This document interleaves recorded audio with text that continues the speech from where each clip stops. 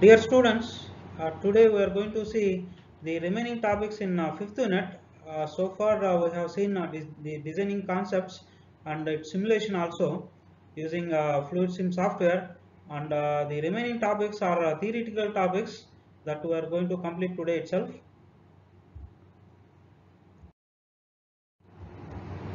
So in 5th unit, the remaining topics are selection of hydraulic and pneumatic components, installation and fault finding of hydraulic and pneumatic components, maintenance of hydraulic and pneumatic components, low cost automation. So low cost automation is the last topic in this unit that we are going to see today itself. So the first topic in this unit in this session is installation of hydraulic system. So installation of hydraulic system, a careful planning and installation is required to operate a hydraulic system economically, safely and trouble-free. Ensure that the system is clean in all respects. Maintain line connections and components clean. So you have to ensure the cleanliness everywhere. Any contamination from outside environment must not enter into oil tank. Also, you have to take care the humidity in your place. It is an environmental factor. So oil tanks must be filled through filters. Internal coatings of any part that comes in contact with oil must be resistant to the hydraulic fluid used, and take care that during installation pipes are adequately fixed. So these are the factors, and also you have few more factors. The wall mounting surface must be perfectly even, so you have to eliminate the odd surfaces. The fixing screw must be tightened evenly at a specified torque. So suppose if you are fixing 4 number of screws, you have to fix that at equal torque. So that is very important factor you should take care. Observe the correct pressure stage. So wall thickness material during selection of pipes, hoses and different fittings. Avoid hemp and putty as a sealing material. This may lead to contamination. Fittings must be sealed with elastic seals. So it is very important. Hemp or putty type is a wooden type of sealing material, and that should be eliminated. So at some point of operation, the hemp and putty may create the contamination. The particles may be fallen on the surface of your, it may be a pipeline or it can be any reservoir or tank. So confirm that hoses are properly laid. So the hoses and pipes are properly fixed, that you should ensure. Provide the correct hydraulic fluid along with its proper viscosity, operating temperature. So different factors that we are going to discuss today itself. So selection of hydraulic system. So it is another topic, next topic in our list. Selection of hydraulic system involves these factors: operating pressure, operating temperature range, compatibility of oil with system component materials, operating environment, speed of operation, availability of replacement fluid, economic considerations, other factors. So these are the factors we are going to discuss in forthcoming slides. So the first factor in hydraulic system selection is operating pressure. The behavior of same oil under different pressure range is different. Suppose if you take one oil, if you expose that to different pressures, it will behave differently at different pressure. This factor is very important for selection of hydraulic fluid for particular operation, and synthetic oils are preferred for higher pressure range of operation. So accordingly you have to select the oil. So synthetic oils are most probably are costlier oils, so those should be preferred for high pressure operations only. So next point is operating temperature range, an important factor which influences the selection of fluid. As the temperature increases, there is a possibility of evaporation of various constituent fluid, and if you see, water based oils are preferred for temperature lower than 40 to 50 degree centigrade. So water based oils normally evaporate at higher temperatures. So higher temperature may easily evaporate water. So water content in oil will be evaporated at higher temperatures. So next point is compatibility of oil with the system component materials. Hydraulic oil selected should not react with the packing or sealing materials of the system. So packing and sealing material should not react with the oil that you use, and as this may lead to the corrosion of components, which decreases the life of both system as well as the hydraulic oil. So directly you will have direct impact on the life of the system. So next factor is operating environment. The environment of operation of hydraulic system differs from one application to another. This factor affects on selection of type of fluid. So operating environment will not be same for all type of operations. It will differ for from one operation to another operation depending on the application. For example, in a hostile or fire hazardous environment, petroleum oils are not used.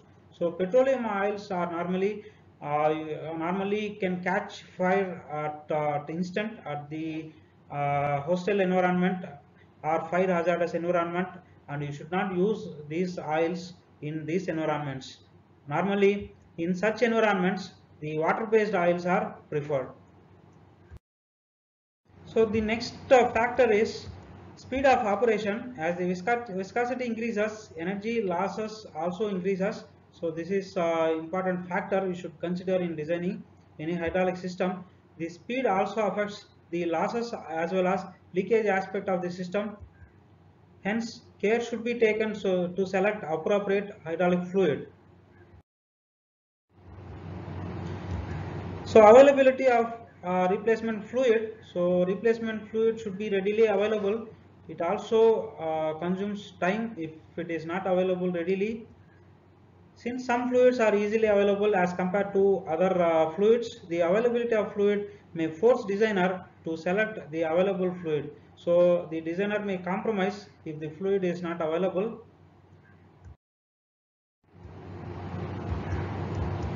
So economic considerations, this is also one of the important factor which affects selection.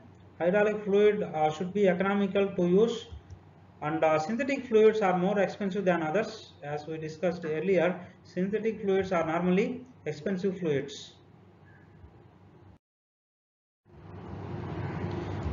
So other factors, miscellaneous factors are expected service life of oil and hydraulic equipment, lubrication required, contamination separating ability, fire hazardous and safety. So installation of pneumatic system. The primary objective of any system design is higher efficiency. Careful selection and the proper assembly ensures higher efficiency. Obviously, three important considerations while selecting a pneumatic system are obviously safety, performance efficiency, and cost. So these are the three factors we need to consider. And pneumatic systems are usually used for low cost automation. So low cost automation is the last topic in our discussion, and it is also one of the important topics in this unit. And other points in pneumatic system selection are it should execute the desired function. So whatever may be the application, whatever may be the sequence of your operation, it should execute properly and accordingly. It should be simple to maintain, its life should be longer, its running cost must be less, it should maintain proper integration with other components in the system itself. System must be designed for higher pressure than maximum operating pressure, and a proper selection of actuator must be done depending upon the application requirements. So these are other points while installation of pneumatic system should be considered. And the selection of pneumatic system is another topic. Whatever we discussed while doing our hydraulic system selection, same thing is applicable here also. The components are selected from manufacturer catalog, which is given component wise. Normally, on purchase any equipment, it will be supplied with a catalog. From that catalog, it is the components will be selected for design point of view, and the following points should be considered. It is operating pressure, operating temperature, selection of pneumatic cylinder with a suitable of a particular application, selection of appropriate pneumatic actuator. So pneumatic actuator is a cylinder, a prime mover also can be considered here, and other factors are economic considerations. So economic considerations are also very important. It will influence on the selection and selection and installation. So troubleshooting. Next topic is troubleshooting and maintenance. Remedies we can suggest in hydraulic systems. So in many automated industries, hydraulic and pneumatic systems are adopted very well. So any automated industry you consider, there will be more number of hydraulic and pneumatic systems are employed to in shaping like operations we discussed in earlier classes. There are so many operations which can be performed using these hydraulic and pneumatic systems.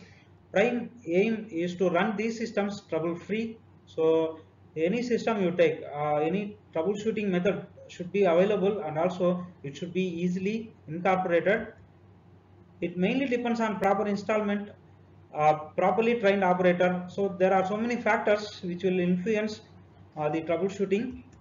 And in a hydraulic system, various faults are associated with the various components. So these are the components normally which causes the troubles. Pumps, DCVs, hydraulic cylinders, accumulators, and other components which are involved in any system.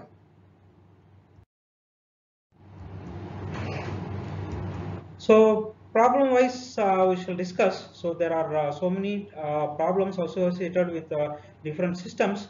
All those we are going to discuss in detail here. The first problem, pump pressure is unstable or pump developing zero pressure. So it is a very common problem we can see in any hydraulic system. And the symptoms, remedies. So remedial actions also we are going to see. So remedial action is nothing but the maintenance aspects. So installment of faulty or improper pressure gauge, and the remedial action is check and replace pressure gauge if necessary. Various valves present in circuit are not properly connected, and the remedial action may be check and assemble the valves correctly. Clogged orifice of the relief valve, you have to clean it, you have to clean properly. And the relief valve setting is not proper, correct valve setting by using press valves. Excessive oil leakage through various gauges, check each component separately and repair it. So that is the remedial action for this problem. Pump pressure is unstable or pump developing zero pressure. The next problem associated with the pump is pump delivering less or no oil. Symptoms and its remedial actions. Symptom, low level of oil in the reservoir. Its remedial action may be add oil up to indicator line, wrong rotating direction of pump shaft, reserve the pump direction to avoid breakage of parts due to lack of oil, air present in suction line, add oil in suction line and check oil level in the reservoir. Pump rotational speed is too slow to prime itself. Increase the RPM of pump up to minimum recommended speed. Use the use of under capacity strainer. Replace the strainer whose capacity is more than twice the maximum flow rate. Use of unappropriated viscous oil. Use of oil as per recommendation. So you have to again refer the catalog supplied by the manufacturer. Next problem, third problem is noisy operation of pump. There are so many reasons for this, and its remedial action we will discuss now. Misalignment of pump with prime mover. So prime mover is connected to the pump directly, and if there is any misalignment of these two shafts, then there will be noise obviously, and for that check and connect properly. Air remain present in suction line and casing. Eliminate air through air breather. Small capacity strainer. Use strainer whose capacity is more than twice the maximum flow rate. And use of highly viscous oil. Use recommended oil. Very high speed of pump, even that can cause the noise. Operate the pump at recommended speed. So recommended speed, the recommendations and suggestions given in the catalog, that should be properly followed. So the next problem associated with the pump is excessive wear. So wear is another problem. If there is any moving component existing, definitely there will be wear, excessive wear. For those, the symptoms and causes are very simple. Use of low viscous oil, that is the symptom. So you have to select the appropriate viscous oil from manufacturer catalog. And another problem associated here with the pump is overheating pump oil. So overheating pump oil is another problem. It is also very similar to earlier problem. Higher flow velocity of oil, and you have to check the piping system and take suitable action. Faulty oil cooler, so check and repair. So there are chances that you may be choosing a low capacity oil cooler, so accordingly you have to select the appropriate one. So the next problem here is internal part breakage, and symptoms are solid matter wedged in the pump. So it is normally you can come across in any pump or any in any hydraulic system. Solid matter, if it is deposited in the within the pump or within the moving system, definitely there will be a breakage. So for that you have to use the filter in the system. Maintain cleanliness of strainer time to time. So you have to maintain a proper cleaner or filter.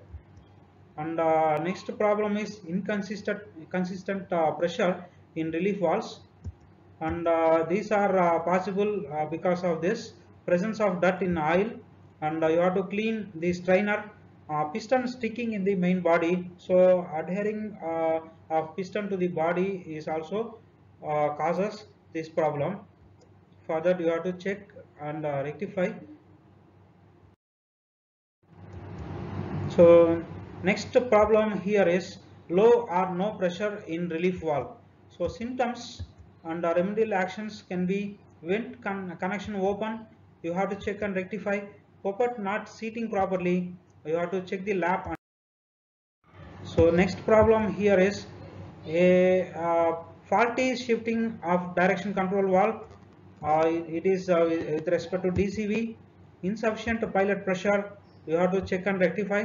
Worn out control linkage shift pin. So the linkage, if you have any problem or if any wear occurs, definitely this problem arises. You have to check and rectify. Drifting of cylinder of direction control valve. So drifting is another problem with the DCV. Valve spool is not shifting completely, and you have to check and replace valve spool or body worn out. Again you have to check and replace this, and you have to rectify this. Next problem associated with the DCV is premature movement of sequencing valves, and this may be because of excessive load on primary cylinder. Adjust load accordingly. High inertial load on primary cylinder, and check and make a sequence valve remote control. So it is possible with sequence valve. So that is another purpose of sequence valve, that can be operated remotely. So another problem is unloading valves fails to unload the pump. So the main function of unloading valve is it should unload the pump. Valve setting too high, set valve correctly, valve spool binding in body, and that should overhaul the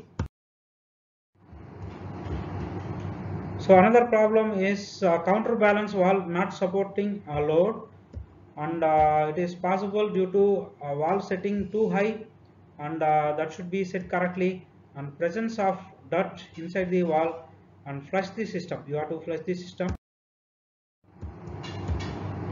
And variable feed through flow control valves. The symptoms may be leakage in cylinder or motor. The remedial action can be overhaul cylinder or motor, improper pressure drop across valve and adjust correctly, reduction in oil viscosity, check viscosity and replace oil. So another problem is reverse direction of hydraulic motor, and wrong piping between control valve of fluid motor, that can be eliminated through check circuit to determine correct piping. Relief valve sticking open, to overhaul relief valve and set it correctly. So these are the remedial actions for reverse direction of hydraulic motor. So another problem is an incorrect speed and torque of hydraulic motor. So it is because of relief valve adjustment not set high enough, and you have to check it, system pressure and reset relief valve. Relief valve pump not delivering sufficient volume of pressure, check pump delivery pressure. So you have to reset it. Oil leakage from fluid motor, and it is because of gasket leakage. It is a very simple problem. You have to replace the gasket. High time required for motor operation. So it is presence of air in the system, so you have to send it out, you have to bleed off. Internal leakage in direction valves, so that can be repaired or replace the worn out parts. So it is because of wearing of the component. So another problem is piston packing failing too often for hydraulic cylinders. So defective quality of packing, damaged during assembling, and this can be eliminated by having you can consult a hydraulic engineer, or presence of dirt in the hydraulic oil, or piston bearing worn out. So that can be eliminated by replacing the flush system. So next problem associated with hydraulic system is sudden pressure drop in accumulator. So presence of leakage in accumulators, and you have to check it, and you have to repair it. Next problem is no pressure after stopping pump. So it is because of leakage in check valve line, and you have to check, and you have to replace the so next problem is insufficient pressure in circuit. So it may be because of very low relief valve setting. You have to reset the relief valve, and sluggish operation of entire circuit. So sluggish, it is very slow operation. It is because of leakage through a cylinder or fluid motors. So you have to check, and excessive heading of oil in the system. It can be because of pump assembled too tightly after overhaul, and follow manufacturer instructions. Leakage presence in check valve and relief valve, so you have to repair it. A reservoir too small to provide adequate cooling of oil. Install a larger reservoir, and undersized valves are pipings. Check, and troubleshooting and remedies in pneumatic system. So far we have seen the problems associated with hydraulic system, and next we are moving to pneumatic system. For problems we are going to see here also, and the problem, it is noisy operation of compressor, whereas a similar problem we found with pump, whereas here same problem we are finding with compressor. Symptoms and remedial action: loose belt in compressor wheel motor pulley, that can be eliminated by adjusting the tension in the belt. and leakage in cylinder valve, so that can be eliminated by adjusting the leakage. Motor with large end play in shaft, so you have to adjust the end play. Carbon on top of the piston, you have to decarbonize the piston. Wearing of connecting rod, piston pin, and other components, and check and replace connecting rod, piston pin and other things. Defective ball bearing on crankshaft or on motor shaft, so you have to replace the bearings. A loose motor fan, so that can be tightened.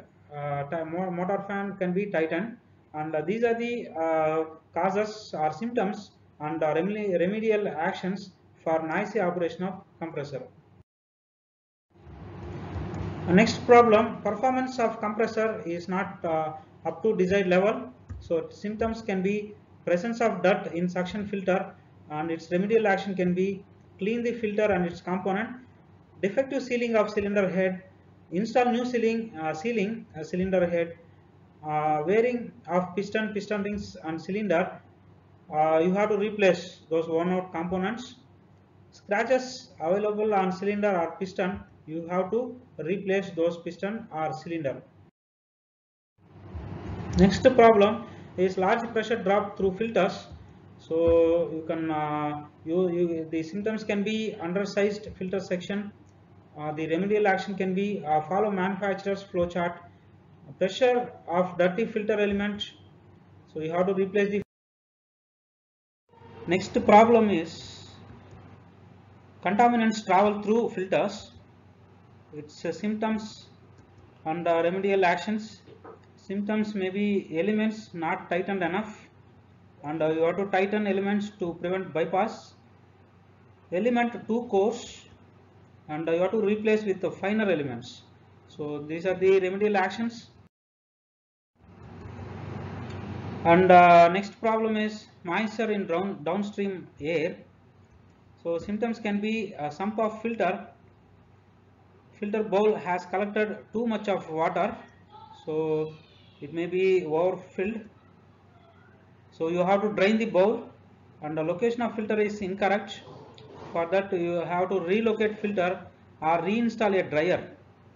Dew point of air is too high, install a dryer. So these are the remedies for moisture downstream air. Next problem is regulator cannot reach the high set point. For that, symptoms may be inaccurate pressure gauge reading. You have to calibrate the pressure gauge. So this should be done in under periodical maintenance. An insufficient upstream pressure. Measure and compare inlet pressure with outlet pressure. Leakage in downstream circuit. Check fittings, valves, cylinders and regulators. So if you do that, you can definitely eliminate a regulator problem. Next problem is set point pressure becomes too high. So the symptoms may be external loads imposing a high pressure, use pressure relief valves, and another problem is air often leaving from vent hole. So symptom may be leakage from inlet side. For that you have to check for leakage and replace parts if required. The next problem is air is flowing with low pressure. So symptoms may be incorrect adjusting technique, and remedial action to gain required pressure. So that required pressure, it is low pressure problem. Turn handle counterclockwise below desired set point, then clockwise back up. So that is the remedial action you can perform. And another problem is chatter and vibration. So it is a regular problem in any hydraulic or pneumatic circuit or design. So the symptoms may be regulator response to load changes is too fast or too low, and change control springs, puppet return springs are the set point. So you have to replace those components. And the next problem is delay of reverse flow. So reverse flow regulator is not designed for reverse flow. So most of the regulators are only one way, and reverse flow you have to use a special valve, a special type of valve, and check manufacturer specifications. You have to cross check with your catalog. And next problem is oil not delivered from the lubricator. So it is a very important factor. So empty reservoir, so closed needle valve, and a check, you have to check the adjustment, otherwise you have to refill the reservoir. And a clogged pickup tube inlet, so for that clean away the debris. So you have to clean whatever contaminants are deposited there, those should be cleaned away. The next problem is delay in oil delivery. So symptom may be internal leakage in oil passages, disassemble and inspect for missing or damaged assembled parts. So next problem is excessive oil delivery. So this can be because of improper needle valve adjustment. So remedial action can be readjust as necessary. So reverse flow through lubricator, and you have to use a quick exhaust valve at the cylinder port. So that is the remedy. So another problem is air cylinders fails to move the load when valve is actuated. The symptoms are pressure too low, so you have to check the pressure in accordance with circuit requirements, and cylinder undersized for loads. You have to recalculate force that is needed and install accurate sized cylinder. So next problem is cylinder body seal leak. So that that is because of loose tie rods, that can be tightened the tie rods, and seal deterioration. You have to check seal suitability and lubricant used. And next problem is excessive piston seal wear. So that is because of seal installed incorrectly, and you have to check installation instructions and make required corrections. And next problem is air motor will not run. So when air motor stops, then because of air pressure too low, you have to check leakage in air lines, and insufficient lubrication. For that you have to check proper lubrication by inline oilers or lubricators. The problem is lack of power for air motors. So this is because of low air pressure and internal leakage. So that can be checked, and worn vanes and bearing plates, check, you have to replace the worn vanes and bearing. Valves blows to exhaust. So valves always directs the air pressure to exhaust. So that is inlet poppet not seating properly. The damaged poppet should be replaced. So damaged spools, so you have to replace spools. So spool valve action is sluggish. That is because of swollen seals, and you have to replace it. Poor or no lubrication. Check the system for lubrication. So faulty silencer or muffler. So you have to clean the. So solenoid burns out. So this is because of high transient voltage. So a solenoid is an electrical device. So this may be due to higher voltage or power fluctuations, and its remedial action can be you have to isolate the solenoid circuits from main power circuits. So you can isolate, or you can provide a protection circuit. So next problem is flow control valve does not respond to adjustment. So reasons may be excessive lubrication. You have to check the lubricant, incorrect installation. You have to install properly. So is pressure drop due to leakage of compressed air. So it is a pressure drop problem. Normally it happens in pneumatic circuits. Loose joints and connections, so you have to tighten them. Cracked pipes and hose, so there may be cracks, there may be leakages due to those cracks, and you have to check and replace them. Next problem is noise level is high. So when noise level is high, the symptoms may be silencers stop working. So silencers you have to maintain properly. You, on regular basis you have to keep checking silencers and how they perform, and you have to clean properly. So coming to the last topic in this syllabus, low cost automation. It is a simple topic, and you can easily understand this. Low cost automation is nothing but how effectively you can bring automation with your existing elements. So without procuring the additional equipment, with the existing equipment you can bring some degree of automation. So that is low cost automation that we shall see in detail now.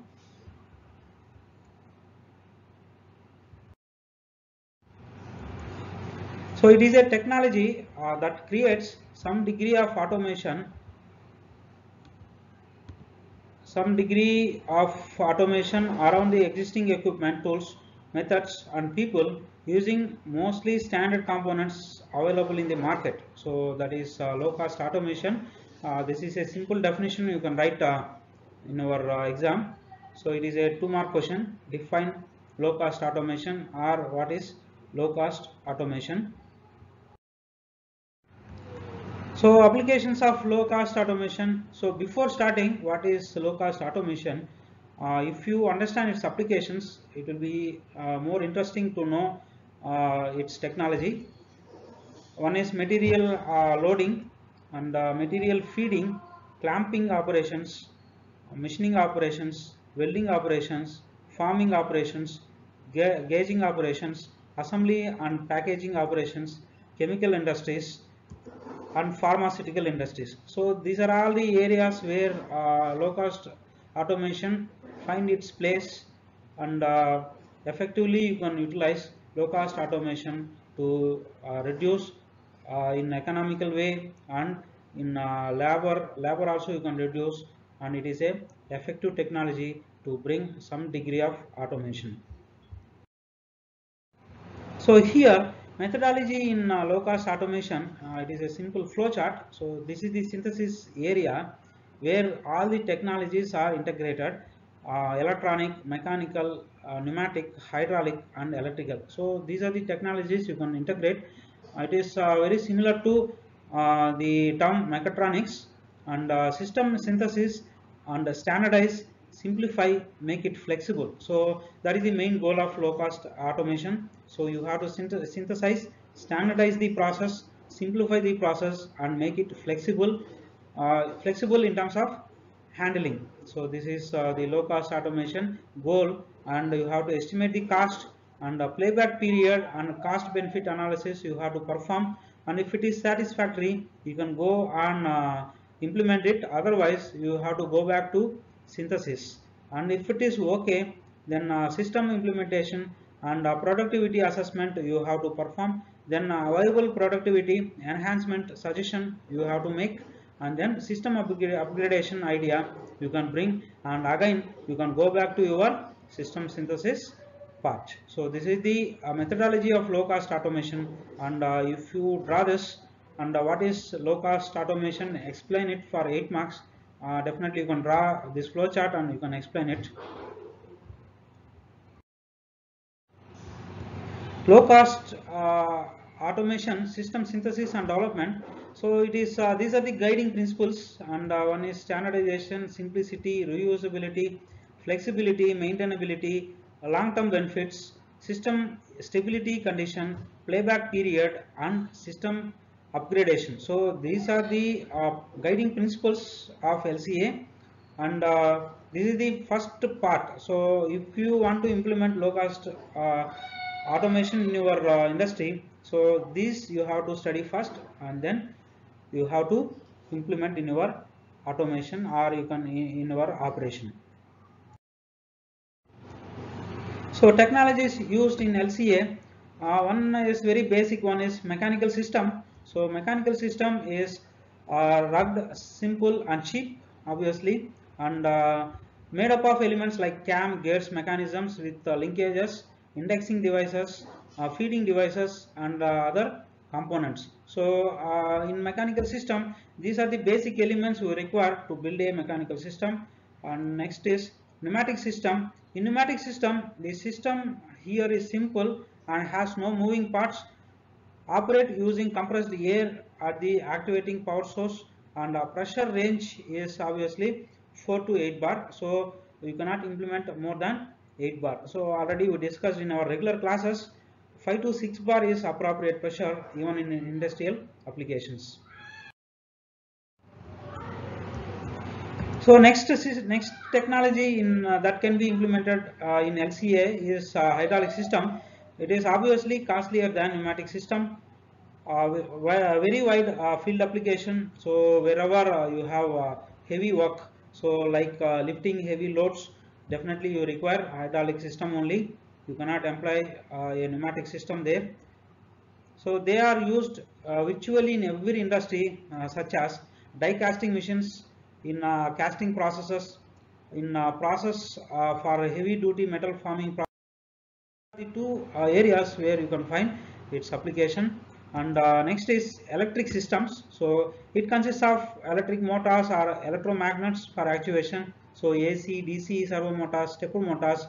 So all this we can come across in electric systems. And the next, electric circuit consists of two parts. One is a actuator part, which consists of electromagnets, motors, brakes, etc., along with the safety devices like overload protection. So protection is must for any electric element. And B, next is the control part, consisting of activating devices like start, stop, push button, limit switches, relays, timers, even counters, and so many components are used here as activating devices. And another technology is hybrid system. So hybrid is nothing but combining one or more technologies, more than one technologies.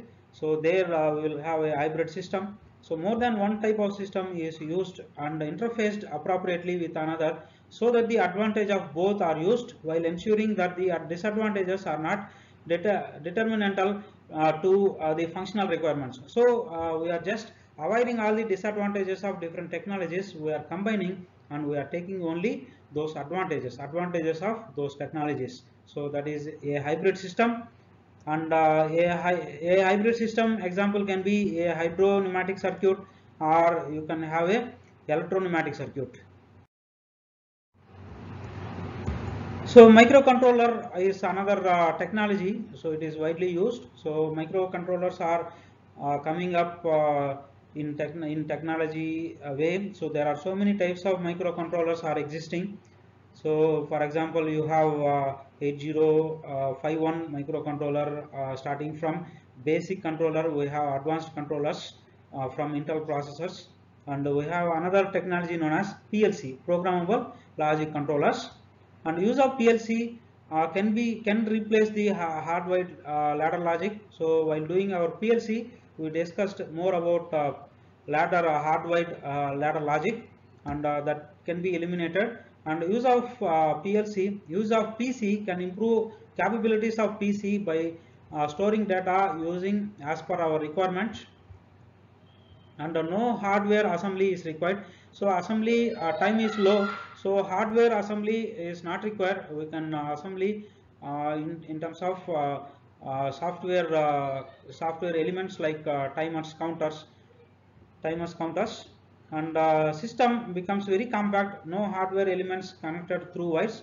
So obviously a PLC system is very compact, as we discussed in our PLC class. So microcontroller and PLC, microcomputer design based design brings flexibility, reconfigurability, compactness and economy to the automation system, and processing power is available through microcontrollers at very reasonable prices, hence it is low cost.